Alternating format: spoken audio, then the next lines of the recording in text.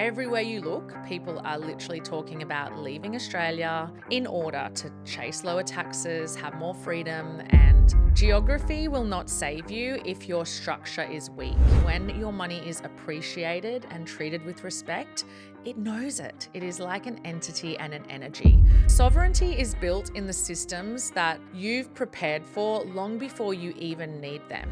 A lot of people, when we talk about reducing tax and becoming more autonomous, people automatically go to the thought process that this is loopholey, that we're trying to trick the system. But what you need to understand is that welcome to Rich and Regulated, where women learn to build wealth in alignment and flow. I'm Jessica Soul.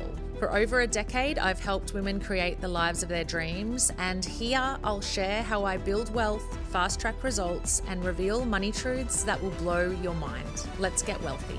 So there is a big conversation happening right now, and if you follow the same type of people that I follow on social media, everywhere you look, people are literally talking about leaving Australia in order to chase lower taxes, have more freedom, and I suppose get out of this feeling or this loop of control. And there is also a lot of opportunity happening overseas. And honestly, I completely understand why we're seeing so much of this at the moment. And I myself have looked at every possible option as well. But for some people, it's going to be an absolute right move. Get out of Australia, move to Dubai, move to Bali, do whatever's right. But there are a lot of people in Australia that this is not going to be a realistic option for. And so today, what I want to do is talk about some of the things that are going to help you if you're sitting somewhere in between the desire to move overseas and also feeling like you may just want to stay in Australia. So the real conversation isn't going to be today, should I stay or should I go? But have I actually built the structure and the strategy that would support my decision in whichever direction I chose? So sovereignty is built in the systems that you've prepared for long before you even need them. And what I'm seeing right now is that there are a lot of people reacting to all of this fear and all of the things that are, being thrown around the internet around digital ID and CBDCs, instead of actually planning for what is coming. Making emotional decisions from frustration or fear instead of making those decisions from literacy and long-term design is something that I really want you to encourage to start thinking about. And today I'm going to talk about the layers that I suppose maybe you haven't thought about that are beneath all of the hype. We're going to talk about what it actually takes to be free, secure, and strategic in your wealth creation, whether you stay in Australia or whether you choose to go overseas. So here's what I've learned. Geography will not save you if your structure is weak. And so what I want to recommend is that before you even consider making the move overseas, whether it's a physical move or it's a financial move, you need clarity around your entities, around the timeframes that you're working with, around the people in the team that you're working with that are going to help you either stay or leave. And I always ask people to zoom out and think about where they want to be 6 months from now, 12 months from now, 24 months from now. Think about what you're actually building, and let's be real. Don't just think about the fantasy version, because it's really easy to look at people who right now are like living in Bali or living in Dubai, tax-free, living the high life. But the reality is that many people haven't thought about the logistics, and they actually have no idea what it would physically take to make those kind of moves. Now, some of the things that I would love for you to consider, some questions that you might want to ask yourself, and questions that I've been honestly asking myself as well. Where do you want your children to be educated?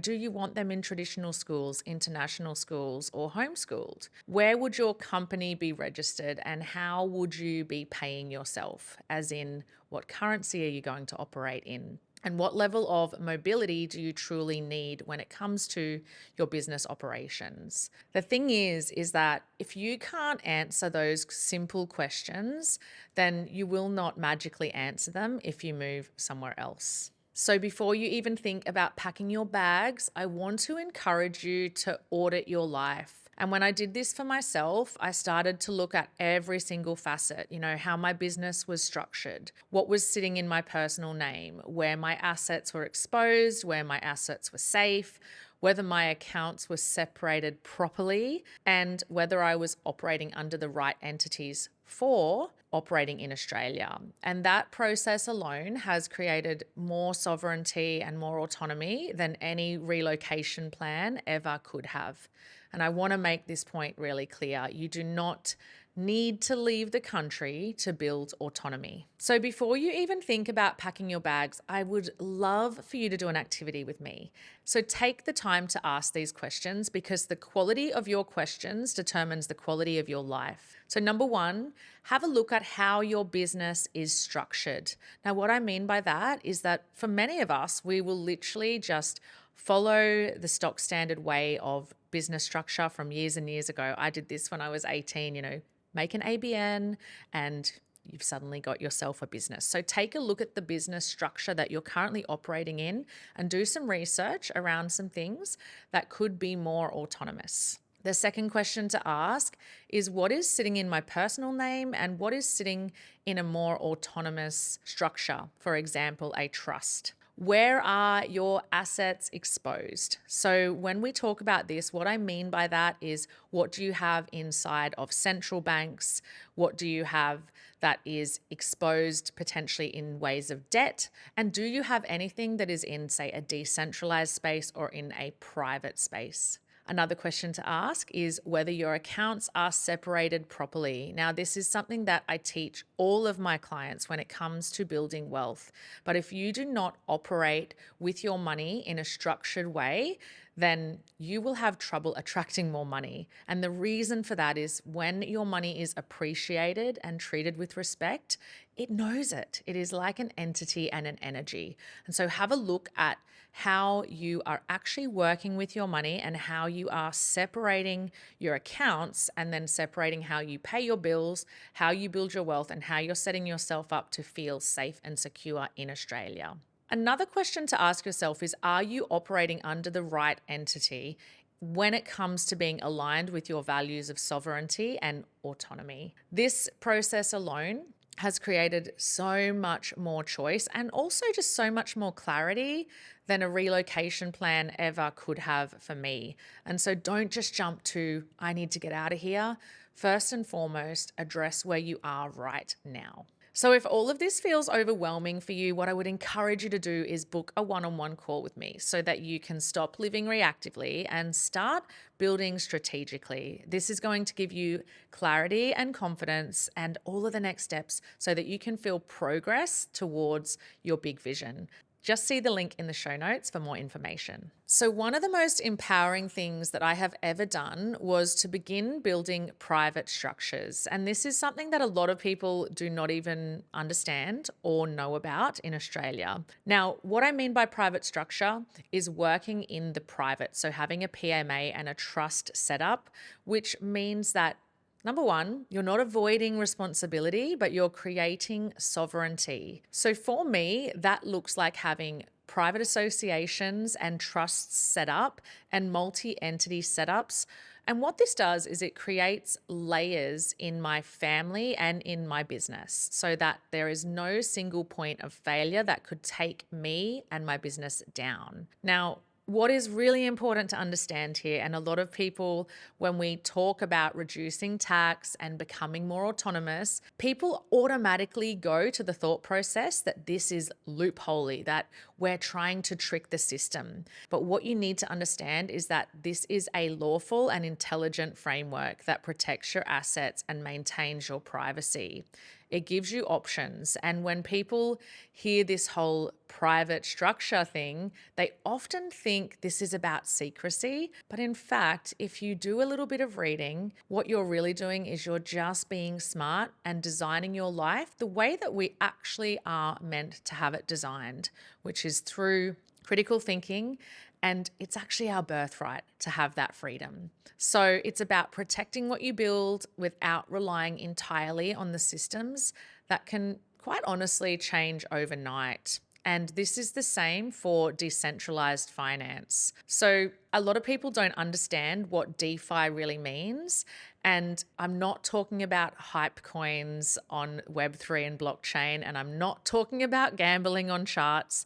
I'm talking about creating a parallel system to the one that we are used to right now, aka the central banking system. So, decentralized finance is an ecosystem where you can hold, move, and grow your assets outside of centralized control. For me, what I do is I hold a portion of my assets in cold storage, a portion of my assets in private wallets, and others in yield generating decentralized platforms.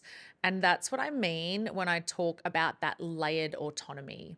And what that does for me, it helps me understand and have this clarity and confidence with my finances that even if one layer at any point in time falters, the bank, the market, a certain platform, my sovereignty is not going to be compromised. So it's not disappearing from the system, it's actually just learning how to think for yourself and think outside of the current system that most of us are used to and indoctrinated into.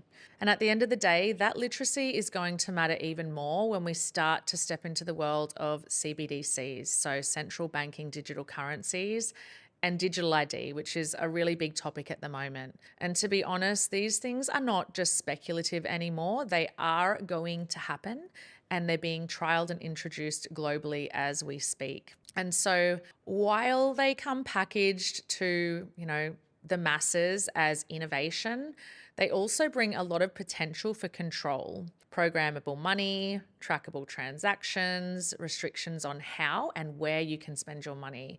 And I'm not sure about you, but I would feel pretty concerned if I only had one option and I went to do my groceries and I was told that I couldn't spend in that store because I wasn't compliant with a system that, I'm sorry to say, was not actually built to keep you safe, but a system that was actually built to keep you controlled. And so don't say that to create fear. I say this to create awareness for you, to open up your mind and to help you understand that this control can be applied.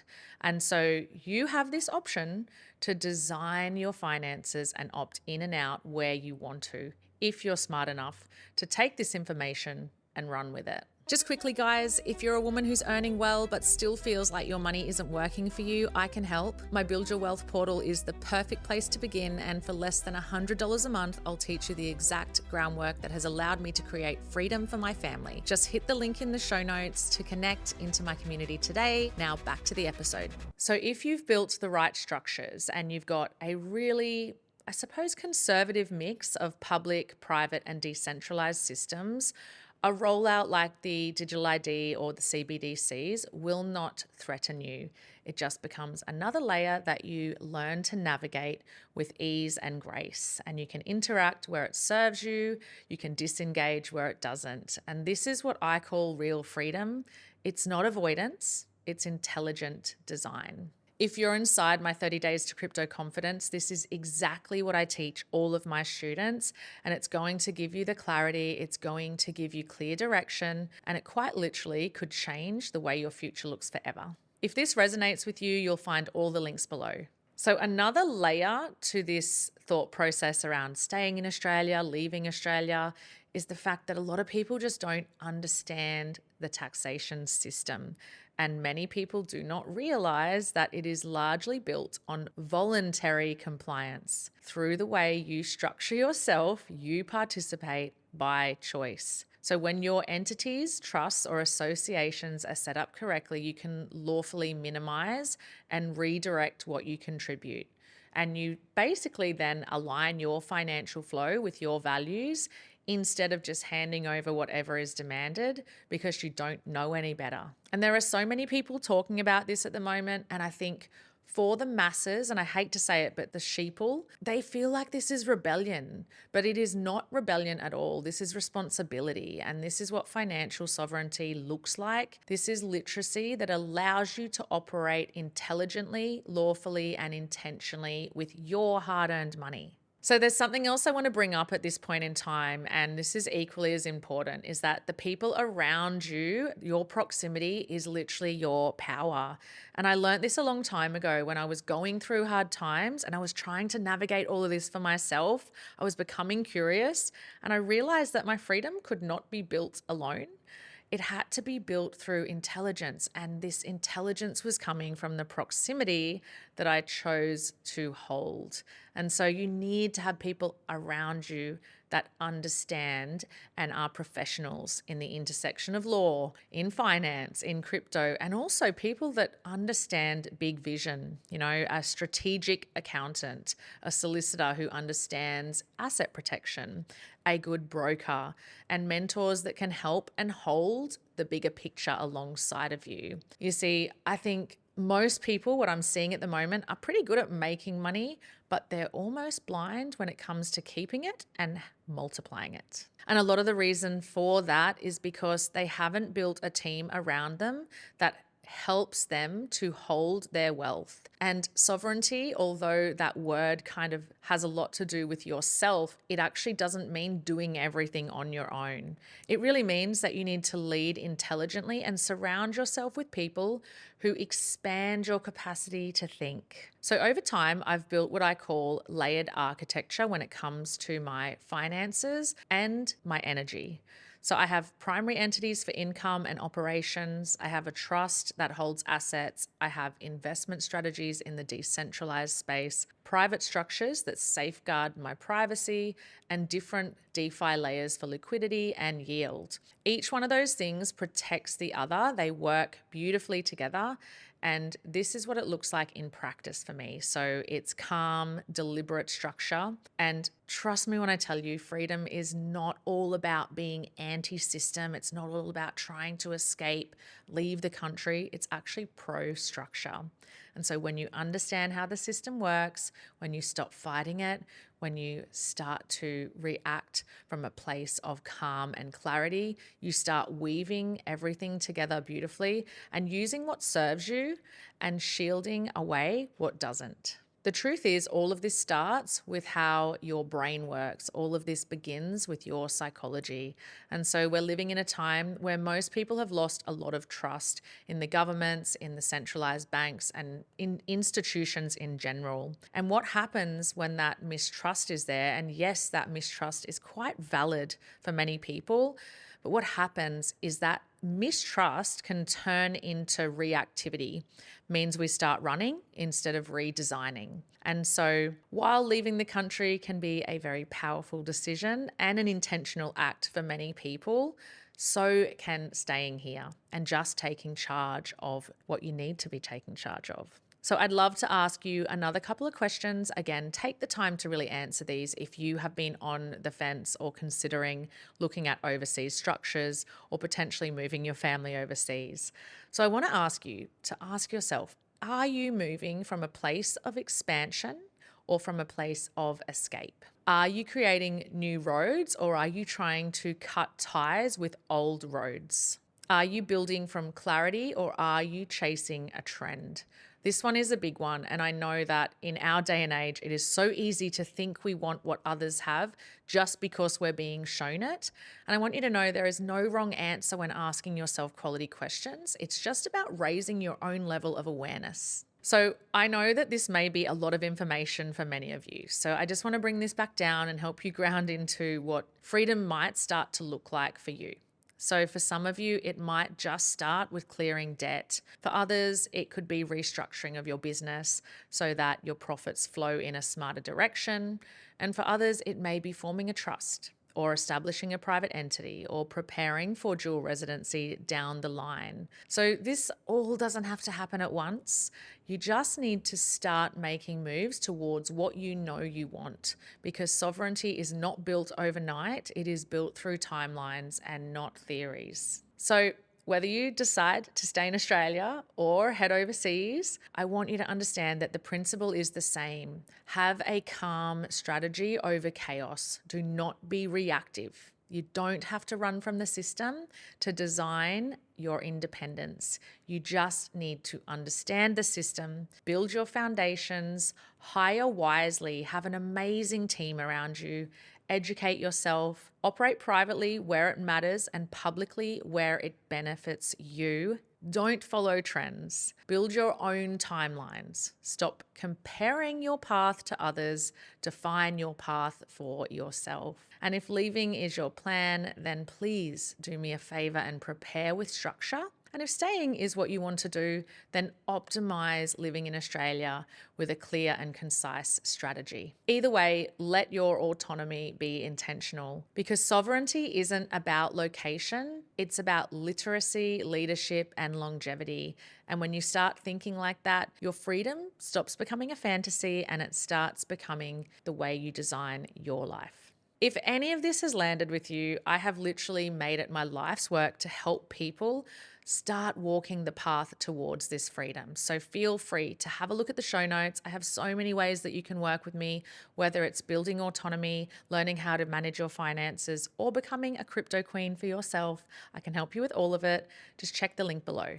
If you've gotten value from today's episode, make sure you subscribe and leave a 5-star review. And if you're ready for more support in building regulated wealth strategies, check out the link in the show notes. Have a beautiful day.